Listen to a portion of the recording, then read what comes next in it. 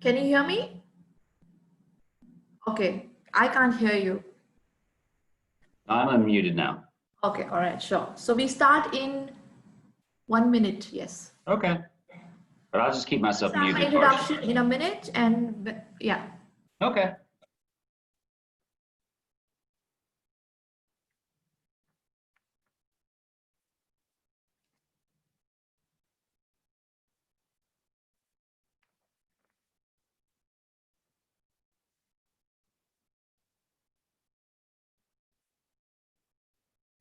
I think we can start by now. So welcome everybody to all the attendees. Good afternoon. I welcome back to Remote Workforce Summit. I hope everybody's having a great time interacting with each other. And my name is Varsha. I'm from Kalish Times, and we're going to move on to our next topic for today, which is culture and mindset. Is it all about technology? And today we have our new speaker, Mr. Barry Lumpkins. So hello, sir. It's a great honor to have you on board today. Just to give you all a brief introduction for Mr. Barry, he's a Global Director of Leadership and Talent Development, DP World UAE. And prior to joining DP World, Mr. Barry held a number of global and regional roles with First Abu Dhabi Bank, Zurich Insurance Group, AP Moller Maersk, and Siemens, focusing in the area of leadership development, talent, and culture based in the US, Europe, and the Middle East. So it's an honor to have you, Mr. Berry. Thank you so much for taking out time and coming and speaking about such an essential topic. So before we begin the session, I would request all the attendees, anybody wanting to ask question can put it in the Q&A box, and by end of the session, we will have Mr. Berry answering all of them. So Mr. Berry, requesting you to please start. Thank you. Thank you. Thank you, Varsha, for that very kind introduction. And let's see, I'm going to, give me just 2 seconds, everyone, to pull up my slides. Yes, it's really a pleasure to be invited to speak about a topic that for me is incredibly something I've been excited about my entire career, which is this topic around organizational culture, and in particular, culture in the unique circumstances with the backdrop of COVID-19 that we have, and also related to the whole question around remote working. So just as Varsha introduced me, I am the head of the DP World Hub team, which is our global center of excellence for learning, leadership, and talent development. So jump right in. So what are we going to do for the next 20 minutes? So what I thought we'd do is just take a couple of minutes to talk about this key question: what is culture?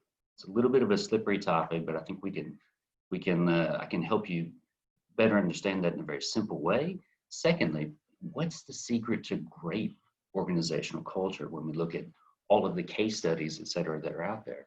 And then, why is that this concept of organizational culture so important in this, what I call moment of truth, once in a lifetime opportunity that we find ourselves in now? And then lastly, I'm going to throw out what I'm calling some courageous questions that hopefully you'll be able to take back and work with in your own organization to really think about how you not just survive, but thrive, have a culture that's thriving coming out of this current circumstances that we find ourselves in. And then as Varsha said, hopefully we'll have a few minutes to talk about a few questions. Hopefully you all will have questions, and certainly I'm happy to share my point of view. All right, so key question. What actually is organizational culture? Now I can tell you that this is not a new topic. All right, the first PhD dissertation on culture was actually published in 1979. So it's been debated and studied for decades. And but there are hundreds of theoretical models out there, but probably the simplest way for you to think about organizational culture is to think about it as the collective personality of a company. So it's what most of your people think, feel, and do most of the time. Now, if we continue with that analogy of personality, if there are any psychologists out here in the session, they will tell you that changing an individual's personality is incredibly difficult. And it often happens, big shifts, during moments of truth. In some cases traumatic, and in some cases some sort of positive breakthrough. And if you look at studies around organizational culture and how those change and shift, it's the same thing, moment of truth. And we'll come back to that moment of truth and why it's so critical in just a minute. But I also just wanted to share with you my personal favorite quote around organizational culture, which is from the late CEO and chairman of Southwest Airlines, someone who knew a lot about great culture, Herb Kelleher. And he said, culture is what people do when no one's looking. And of course, when we think about, being forced, much of our workforce is into remote working, there's not a lot of people looking at what they're doing. So this is an interesting time to think about culture. But what's the secret to great organizational culture? Well, there have been literally hundreds of case studies written, articles, et cetera, particularly over the last 20 years where this topic has really become important. I've got two examples here on the right. We've already mentioned Southwest Airlines. There's loads of case studies done about that culture, just the way that people feel a part of something bigger. They go to this company and basically never want to leave because they feel like they're a part of something much bigger than themselves. And in the top right, you've got another academic case that's often used in MBA programs. That case is about AB InBev, which is the world's largest brewing company, and the vision of their CEO, Carlos Brito. Now, not just these two, but if you look at across the spectrum of case studies, what's the secret of great culture? Well, I'll help you avoid reading all these cases, and I can tell you there's a red thread that runs through, and it's the concept of ownership. So when people in these organizations, they can say with conviction, we own the culture, it belongs to us. They really feel like they're part of the organization. They own it like it's theirs. That's the secret. That's the red thread that runs through all of these great cultures. And likewise, the studies around those that necessarily are not so successful as company cultures, there's a complete lack of ownership. But why is this so important now? Well, here's the moment of truth. So you see the image on the right, the floodgates are open. Now, over the last couple of months, most organizations who've had office-based employees in many, many countries were forced to open the floodgates, not by choice, they were forced, of some concepts that many people have been talking about a long time. And those scary concepts are trust, empowerment, flexibility, and ownership. Right? So we've been forced to let all our people go out and work remotely, work from home, work from other locations, and not really see what they're doing. Right? So the moment of truth here is big, and that is what do you do now? Right? The opportunity, the floodgates have been opened, our people have been given all this trust and flexibility and ownership. So the question is, going forward, how do you react? Do you try to close the floodgates, which I would argue is something to really rethink, or do you actually think opportunistically as an organization and say, what do we do now? How do we actually take advantage of this situation, turn it into a competitive advantage, embrace the change? Right? So it's about not just surviving, but thriving. So here's the questions I wanted to throw out to all of you. I think the organizations that think opportunistically about the context that we find ourselves in, this moment of truth, this once in a lifetime opportunity, if ownership really is that key point in building this organizational culture that's thriving, you've been given the opportunity, we've been given the opportunity to fast track what many companies, it's taken them years to build in literally a matter of months. So here are some courageous questions I would challenge all of you to take back into your organizations and discuss. So first, question one, it starts with leaders. So if I'm a leader, how would your team members rate your leadership during this crisis? Did you try to hold back the floodgates of trust and empowerment and say, no, I want to know exactly what you're doing? Or have you actually opened it up and actually empowered your people and given them more ownership? And here's the good news on all of these questions, it's not too late, right? The crisis is not over, the opportunity is still here. The second question, how would your entire organization rate the company's internal response during this crisis, right? Have you tried to fight letting people be empowered and have more ownership? Or have you actually opened it up and let people sort of embrace that? Right? And again, there's still time to course correct. Thirdly, how many of your people feel like we own the culture, it belongs to us? Now, another interesting point might be to just reflect upon how many of your people felt like this in January, pre-COVID, and how many of them feel like that now, right? If organizations that will embrace and let people have more of a sense of ownership, my guess is there should be an exponential increase in how people would respond to this question in January compared to now. And then the last question. My guess is that there are many of your organizations and others out there right now, not just in UAE, but across the globe, where some senior executives are sitting in a virtual boardroom and they are trying to figure out, how do we get people back to the office quickly? How do we get more control and more visibility of actually what people are doing, et cetera, et cetera. But here's an idea. What if you actually went out and asked your people what they want going forward? What if we actually asked for those people who are productive, who are engaged and actually enjoying this flexibility and ownership? What if we actually say, who wants to continue to work remotely? What if we just ask them, right? So those are my 4 questions, the courageous questions I'll throw out to you. And then lastly, just a few top tips and tactics. So going back, this idea that culture belongs to everyone in an organization. Culture is not something that belongs to your CEO. It's not something that belongs to your board. It's not something that belongs to HR. It belongs to everybody. Secondly, we have an unprecedented moment of truth right now to exponentially transform company cultures. And my guess is we will never have this opportunity again in our lifetime.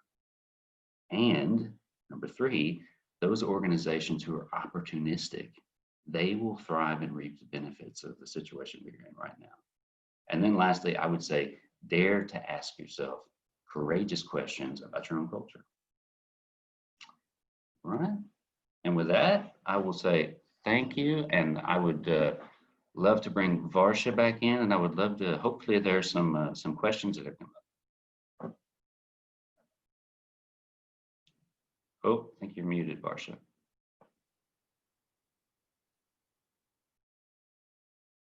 Varsha, I think you're still muted. All right. There we go. Okay, can you hear me now? Yes. All right, that's great. Thank you so much for an excellent session. I hope everybody had a great time. Well, we have questions. We have question from Mr. Vaneet Mehta. How do you see the work culture in an organization getting disrupted or not getting disrupted during these work from home times? So, well, there's, I suppose it depends a little bit on the nature of work in the industry, but what I've typically found in speaking with people, many of my peers and CHROs and other companies, industries, and geographies, is that most companies already had some kind of IT technology infrastructure in place, whether it was with Teams or Zoom or Skype for Business. And once people have gotten used to using the technology, things have actually worked out quite well. Now I actually haven't spoken, just as a data point, I haven't spoken to one single person in probably 40 other companies that I've connected with around this topic and others in the last 2 months. Not one person has told me that their productivity is down. In fact, and this is not new, if you can go back to, there's a 2017 issue of Harvard Business Review that has a big study done by Stanford that on average, pure work from home, work from anywhere organizations actually, once they switched to this permanently, it was between a 10 to 12% increase in productivity. So there's some disruption, but I actually don't think it's as bad as people think. Okay. thank you. Next question, sir. That is from Mr. Eloise. He's asking, could you share an example on how you could ask employees on what they want in the company culture? Any creative ideas we could learn from? I think that there's a couple of things, and because we find ourselves in such unprecedented times right now, what I have spoken to some other organizations that they're doing is this year, they are parking the traditional employee engagement survey or employee experience survey, and they're actually doing a different kind of survey. And that survey is future work. So again, going out and asking our people, what do we actually want the future of the way that we work? Do we need offices, et cetera? What does that look like for the future? And just ask them. Again, this drives more ownership. It lets people have a say, voices heard, and then hopefully your executives action taken. Now, the other approach I'll say is that if all companies have some kind of set of values. Now, what I've seen is very few have a set of values or principles that actually emotionally resonate with the employees. So this might be an opportunity to rethink that as well. And again, why not create an avenue for all employees to crowdsource their own ideas around the kind of culture they want? And then again, you're exponentially driving more ownership, et cetera, with your people. So they're automatically going to be more invested, emotionally attached. All right, there are too many questions for you. Can we have one culture or multiple cultures in one organization? Well, certainly, particularly as you talk about, if you talk about organizations, some of which I've worked for, who are in more than 100 countries, it is it becomes more difficult, right, to keep people sort of connected and rallied around one culture. But again, that there are great examples of where this works, and the AB InBev case I mentioned earlier, that's a great example where there's something in the DNA of the company, and in their case it is really about ownership that everyone seems to rally around. But certainly fragmented cultures are nothing new. And again, I can point you to some books and resources for this. In fact, I'll just mention, in the last 6 months, there was a playbook published that pulls together every single best practice that exists into one book. It's fantastic. It's called The Insider's Guide to Culture Change by Siobhan McHale. If you're interested in looking at that book, it's fantastic. All right, some more questions. I hope you're okay to take most of them. Very similar questions which are coming in. One of those is Ms. Komal asking, in the times when people are losing jobs and salary cut, what will be the best approach for a company to make people engage from home and motivated? I think it's all about trust and empowerment. Right? Those organizations that give maximum flexibility, that are empathetic, especially, for example, for working parents out there, who are those of us in the UAE who have experienced supporting our children homeschooling. My kids are in the other room. It's a lot of work. It's tough.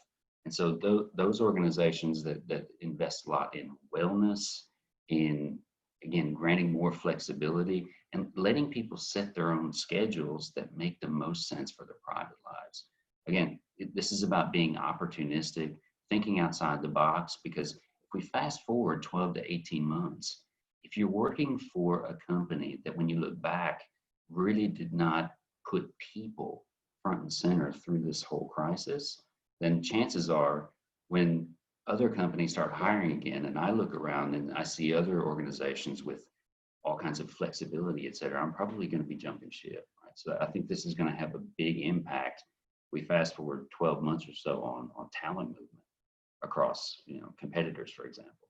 So again, I would really think about not just the here and now, think a little bit longer term, but again, dare to take some risks and be opportunistic. And again, don't try to close those floodgates of trust and empowerment that have now been opened. Okay, maybe the last one by Mr. Vikram Malhotra asking, do you think remote monitoring of computers and work accomplished by employees is needed by organizations? Question mark. Well, for me personally, I would say absolutely not, because it goes.